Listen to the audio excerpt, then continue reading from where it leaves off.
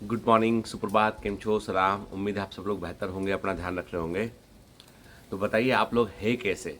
बहुत दिन से जो है वो मैं बैच की बात कर रहा हूँ, क्लासेस की बात कर रहा हूँ, नीट की बात कर रहा हूँ, एग्ज़ाम की बात कर रहा हूँ। तो कई सारे लोग जो है वो बोर भी हो गए, कह रहे सर आप तो पूरे समय ग्लेटर बैच, टारगेट बैच, इस बैच उस बैच की बात करते हैं, है ना। पर कई बच्चों ने एक एक प्रश्न का उत्तर देना मुझे बहुत ज़रूरी है। कई बच्चों ने जो है ऐसा भी लिखा मैसेज में या कमेंट में कि सर तो आप पूरा ध्यान ऑफलाइन पर देंगे, ऑनलाइन पर ध्यान नहीं देंगे। लो लो लो दोस्तों, अब देखो, अब ये ऑफलाइन देखो बेटा, क्या होता है ना कि यदि हम कुछ चीज़ को आगे करते हैं, प्रोग्रेसिव करते हैं ना, तो वो इसलिए नहीं करते कि हम पुरानी वाली चीज़ों को छोड़ देंगे हम, ठीक है ना। हमारे लिए हमारा टारगेट बेच, हमारा फोकस बेच जो है आज भी उतना ही इम्पॉर्टेंट है जितना 2018 में था, ठीक है। क्योंकि बायोमेंटर्स का जितना भी रिजल्ट है वो सब टारगेट बेच और फोकस बेच से आता है। मतलब इस बार जो है पहली बार ऐसा हुआ कि विजन बेच से भी एक बच्चे के 650 नंबर से ऊपर आ रहे हैं, ठीक है, 660 नंबर आ रहे हैं। और बाकी आरआर बेच से भी बच्चों के नंबर अच्छे आ रहे हैं। तो लेकिन मैं ये भी मानता हूँ कि जो साल भर रेगुलर जो बच्चा पढ़ा है ना, तो उस बच्चे ने बहुत अच्छा स्कोर किया है। तो ये सोचना एकदम गलत है कि सर जो है वो हमारे टारगेट बैच को या फोकस बैच को कंप्रोमाइज़ कर देंगे। बेटा हम ऐसा क्यों करेंगे बताओ, ठीक है। हज़ारों बच्चे, हमको मालूम है, हज़ारों सपने जो है ना उनको सपोर्ट देने वाला टारगेट बैच है। इतनी कम फीस में सब कुछ कर, तो वो हमारे, तो मतलब मैं ऐसा सोचना है जो है वो गलत है बेटा, है ना। और इस प्रकार की दुष्प्रचार है, it is a wrong thing, ठीक है। तो मैं बोल रहा हूँ ना, तो इस बात का आप यकीन रखिए, एश्योर रहिए कि ऐसा नहीं होगा, ठीक है। बल्कि इससे ये फ़ायदा और होगा कि हम लोग जो ऑफलाइन में जो पढ़ा रहे हैं ना, तो उससे ना आपको भी मोटिवेशन थोड़ा सा मिलेगा। और दूसरी बात ये कि मुझे लगता है कि कंटेंट की क्वालिटी और इम्प्रूव होगी। और मतलब ऑलरेडी जो है वो अपसाइड थी, अभी कंटेंट क्वालिटी और इम्प्रूव होगी। तो ये मतलब कोई भी यदि स्टेप लेते हैं ना बेटा, तो वो प्रोग्रेसिव होता है। अब देखो, एक अच्छी बात ये होगी कि अब तक हम हमेशा प्रॉमिस करते थे कि एक स्ट्रेंथ सेशन लेंगे, स्ट्रेंथ सेशन लेंगे, पर कभी ले ही नहीं पाते थे हम, ठीक है, क्योंकि हमारे पास वेन्यू नहीं था। कोई दूसरा वेन्यू बुक करो तो उसके उसके चार्जेस हो जाते थे। अब ऐसा होगा, अब जो है आपको बता दिया जाएगा कि भाई कब स्ट्रेंथ सेशन हो रहा है हमारा, तब आप अपने कमांड सेंटर में, भले ही आप ऑनलाइन पढ़ते हो और आपको ऑफलाइन की फीलिंग चाहिए हो, तो आप हमारे स्ट्रेंथ सेशन के दौरान आप 3 दिन के लिए आप जो है वो कमांड सेंटर आके विजिट कर सकते हैं। वहाँ पे 3 दिन आपकी लगातार क्लास चलेगी आपकी, तो आपको भी मज़ा आएगा उसमें, ठीक है। आपको भी ऑफलाइन वाली फीलिंग आने लगेगी, भले ही आप ऑनलाइन पढ़ रहे हो, क्योंकि अब तो अपने पास वेन्यू है, अब तो कोई वजह ही नहीं है ना। अब तो वेन्यू, हम आ सकते हैं उसमें, ठीक है ना, पढ़ सकते हैं वहाँ के। तो ये सब अभी नेगेटिव मत सोचिए। हाँ, आज की, अब ये तो पढ़ाई लिखाई की बात छोड़ते हैं। अब सबसे बड़ी बात ये है कि मालूम है, जब भी कभी कोई एग्ज़ाम होता है या कोई भी हम जो है वो तैयारी करते हैं किसी चीज़ के लिए भी, चाहे वो कुछ भी हो, लाइफ में कुछ भी हमें अचीव करना, तैयारी करते हैं ना, तो सबसे बड़ा चीज़ जो हमको पीछे की तरफ खींचती है वो होता है कि हम जो है वो कंसिस्टेंट नहीं रह पाते। हम क्या करते हैं, हम बहुत ही इम्पल्सिव काम करते हैं हम। मतलब हमको लगा आज कि ऐसा करना है, 3 दिन किया, उसके बाद हमारा मनोबल नीचे आ गया, हमारा उत्साह कम पड़ गया। मैं कहता हूँ कोई भी काम को है ना, बहुत बहुत उत्साहित मत हो। अपने उत्साह को एक लेवल पे लेकर मेंटेन करो, है ना। कोई चीज़ को मेंटेन करने में जो में किसी जो मिल सकता है ना आपको, वो स्पॉन्टेनियस कभी कभी होने से नहीं मिल सकता है, ठीक है।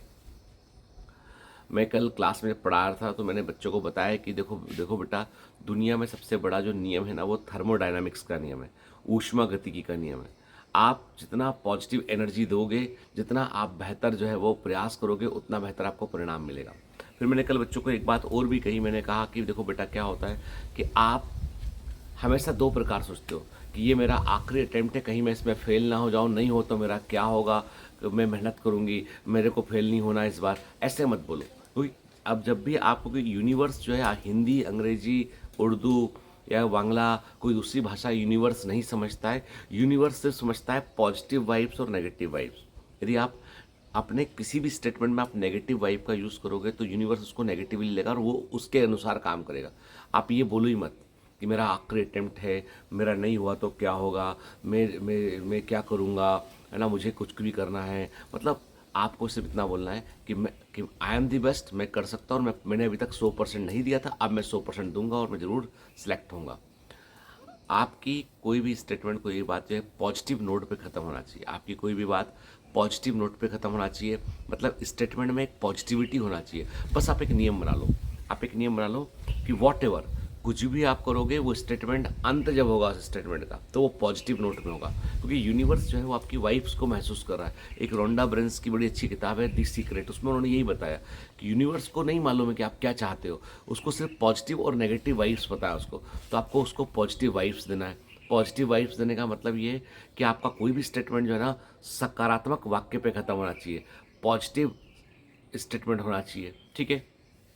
इस बात का ध्यान रखिए, है ना। तो इसलिए जब भी कभी खुद को सेल्फ इंस्ट्रक्शन दे रहे हैं, सेल्फ मोटिवेट कर रहे हैं, खुद से बात कर रहे हैं, तो every time the statement should and in A positive note कि बेटा तुम कर सकते हो, ठीक है।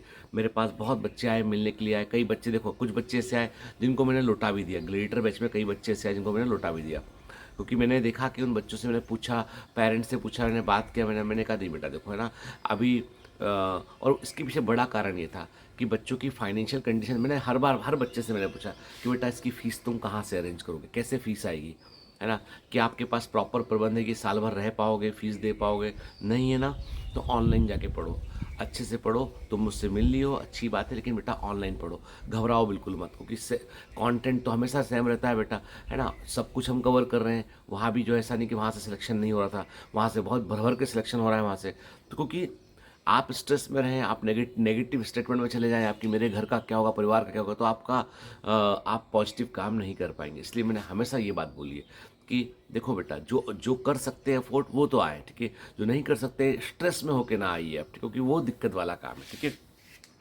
कुछ बच्चे लेकिन बहुत डिटरमाइंड थे तो उनकी बात अलग है, लेकिन अदरवाइज जो है वो कई बच्चों को मैंने बोला, तो इसलिए अभी क्या हुआ फिर इस पूरे उसमें तकरीबन जो है मेरे पास किसी ने पूछा भी सर हमको एडमिशन लेना है, आपने एडमिशन क्लोज कर दी ग्लेटर बैच के, तो मैं क्लियर कर दूँ बेटा, ग्लेटर बैच में अभी आप यदि सपोर्ट टीम से हेल्प लेंगे ना, तो तकरीबन जो है वो 7 या 8 बच्चे ऐसे हैं जिनको हम लोगों से बात हुआ, काउंसलिंग हुआ, तो हम लोगों ने बोला कि बेटा घर जाके ऑफलाइन पढ़िए। मैंने पहले भी कहा है कि यदि आप ज़मीन गिरवी रख के आप आए हैं, घर गिरवी रख के आप आए हैं पढ़ने के लिए, तो वो चीज़ ठीक नहीं है बेटा। उससे अच्छा, बहुत अच्छा, उससे कई गुना अच्छा टारगेट बेच है आप खुद के। ग्लेटर बेच से कंपेयर नहीं कर सकते, दोनों अलग अलग बात है। ऑफलाइन की फीलिंग अलग है, ऑनलाइन की फीलिंग अलग है, लेकिन मैं तब भी बोलूँगा कि बेटा घर, पूरा घर परिवार जो है ना वो संकट में नहीं आना चाहिए। ये बात मैंने पहले भी कही है बात, ठीक है। मेरे टीचर्स मुझे बोल रहे थे सब लोग टीम मेंबर की, सर आपने ऐसा बोला, उसके बाद 5-7 बच्चों के बच्चे वापस लौट गए। तो मैंने कहा देखो, मैंने तुम्हें अपने फ़ायदे के लिए मैं कोई ऐसी बात नहीं बोल सकता हूँ जो जेन्युइन ना हो, जिस बात, क्योंकि मैं व्यवसाय का हिस्सा, या मैं बोलूँ इसका कि मैं मार्केट का हिस्सा नहीं हूँ। आप मेरे सेंटर में जितने बच्चे ग्लेटर बैच के आए ना, वो उन्होंने जाके देखा कि सेंटर में भी कोई फोटोग्राफ नहीं लगा हुआ, कोई फोटोग्राफ, कि इतने सिलेक्शन उतने सिलेक्शन, जबकि आपको पता है बहुत सिलेक्शन बायोमेंटर्स हुआ भर भर के, क्यों नहीं लगा? क्योंकि मैंने बच्चों से बोला कि यहाँ पे खाली दीवारें जो है ना, इन पे तुम्हारा हक है, तुम लोग चुन लो अपनी अपनी जगह कि तुम्हारे कहाँ कहाँ फ़ोटो लगना चाहिए, और मेहनत करो उसके अकॉर्डिंग। उससे बड़ा कोई मोटिवेशन नहीं हो सकता, ठीक है ना, कि ये दीवारें तुमको बोल रही हैं कि तुम कुछ हासिल करो, तो तुम यहाँ के हकदार हो, ठीक है। टारगेट बैच के बच्चों से भी मैं ये बात बोलता हूँ, जो बच्चे ऑनलाइन पढ़ रहे हैं उनसे होता कि बेटा तुम भी मेहनत करो, ठीक है, मेहनत करो, जितनी वेबसाइट जहाँ जहाँ जगह है वहाँ वहाँ तुम्हारे फ़ोटो होंगे। क्योंकि कारण ये है कि सबसे बड़ी बात ये है कि हम दूसरे को देख के मोटिवेट ना हो, अपनी परिस्थिति को देखें और हम सोचें हम कैसे निखर सकते हैं, कैसे और बेहतर कर सकते हैं। हमारे लिए हमारी असफलताओं, हमारे बैकग्राउंड, हम जहाँ हैं वहाँ से बाहर निकलने से बड़ा मोटिवेशन कोई दूसरा नहीं हो सकता है, ठीक है। दूसरा कब तक धक्का देगा हमको, हमको स्वयं को धक्का देना पड़ेगा, स्वयं के अंदर फोर्स पैदा करना पड़ेगा आगे बढ़ने के लिए, ठीक है बेटा। तो चलिए, मैं वही कहता हूँ बेटा आपसे कि आज का टेक अवे स्टेटमेंट ये है कि please always and your statement with A positive vibe. हमेशा अपने कथन को जब भी खत्म करो तो पॉजिटिव वाइब पे खत्म करो, सकारात्मक सोचो बेटा। चलिए, have a great day, all the best, bye bye.